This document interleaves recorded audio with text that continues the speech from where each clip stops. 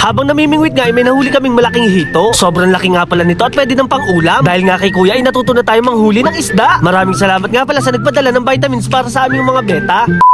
Kaya naman isang araw maaga nga pala akong pupunta kay Latampi Story. May mga nagbigay kasi sa amin ng vitamins para sa aming mga beta. Ito nga pala ay nanggaling kay Beta Concept. May talisay extra nga pala dito, vitamins at pampakondisyon ng tubig. Kaya naman sa mga gustong umorder, ito nga pala ang kanilang Facebook page. Tamang-tama nga pala yung pinadala sa amin dahil malamig ang panahon para makaiwas din sila sa anumang uri ng sakit. Dahil nandito na rin tayo, kukuha nga pala ako ng lumot. Isa rin kasi to sa nagpo-produce ng masustansyang pagkain. Sa katagalan nga ay magpo-produce na rin to ng green water. Gustong-gusto nga rin pala ng mga gapi ang ganitong klaseng tubig. Ang pakiramdam nila ay sila ay nasa natural habitat. Hindi na rin pala tayo magtatagal dahil bibili pa tayo ng water plant. Kaya naman road trip na naman si Kuya Boy Macho Nurin. Kagabi nga ay sobrang lakas ng buhos ng ulan. Huminto nga pala ako saglit para tingnan kung merong moina. Dahil sa lakas ng agos ng tubig ay wala tayong nakita. Mukhang inabutan naman tayo ng malas ngayong araw. Naubusan kasi ng gasolina si Itong. Kaya naman no choice tayo kundi magtula. Buti na lang merong malapit na gasolinahan dito sa aming barangay. Pagkatapos nga ay dumiretso na tayo dito sa bilihan ng mga halaman. Ang kaso lang guys, mukhang nagkaubusan na. Marami na kasi nag-aalaga ng isda dito sa aming lugar. May mga natira pa naman kaso lang sira-sira na. Hindi ko na nga rin pala to bibilhin dahil wala ng mga dahon. Kinakain din kasi ito ng red tilapia at malalaking isda. May mga bagong dating naman na isda dito na napakaganda ng mga kulay. Yung mga tetra nga pala dito ay napakagandang pagmasdan. Medyo takot nga lang sila sa tao kapag nilalapitan. May bagong dating nga pala dito na isda na blue moon platy ang tawag. Niiwasan ko na nga pala mag-alaga nito, baka mapakain ko lang sa aking mga monster fish. Napadaan naman tayo dito sa Catalan Aquatic. Yung mga bagong isda nga pala dito nakaka-deliver lang. Pakiyawan kasi ang bilihan dito kaya mabilis maubos. Ito nga pala ang tinatawag na blackmore. Kung hindi nga pala ako nagkakamali, ito nga pala isang uri ng goldfish. Sinusort nga pala nila to para may hiwalay ang mga reject. May mga bagong dating din pala dito ng mga koi fish. Long pin nga pala to at napakaganda ng kanilang kulay. Naka-ready na nga rin pala ang kanilang paglalagyan. At dahil wala nga pala ditong available na water plants, tayo ay uuwi na lang. Habang pauwi nga ay may nakita tayo nagpi-fishing.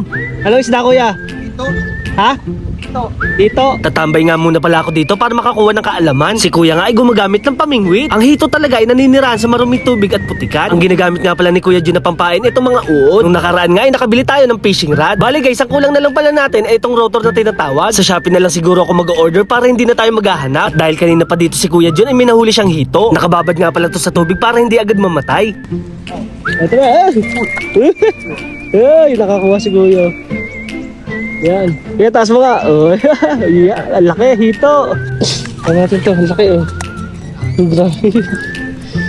Grabe guys, ang laki oh. Ang masarap nga palang luto dito sa hito ay gata. Pagkatapos lalagyan ng malunggay at papaya. Maraming salamat nga pala kay Kuya Jun. Dahil sa kanya may nakuha na naman tayong bagong kaalaman. Kailangan ko na nga rin palang tanggalin itong ating mga fries dito sa ating ref tub. Sasama-samahin ko na nga rin pala sila sa isang malaking aquarium. Napakarumi na rin kasi ng tubig dito at nagkakaroon na ng ipis. Nakaka-proud lang dahil nakabuhay tayo ng 100% na beta. Nung unang breed ko kasi 10 piraso lang ang natira. Kapag malalaki na sila, pwede na natin itong ibigay sa ating mga followers. Eksakto nga dahil magagamit na rin natin itong binigay sa atin ng Beta Concept. Dito ko na nga rin pala nilagay yung lumot na binigay sa atin ni Latampi Story. Lalagay na rin pala ako ng mga product na binigay sa atin. Naubos na rin kasi yung binabad nating talisay. Halu-haluin lang natin to ng kaunti at magiging healthy na ang ating mga fry na beta. So paano guys, hanggang dito na lang. Maraming salamat sa panonood. Paalam! Yeah!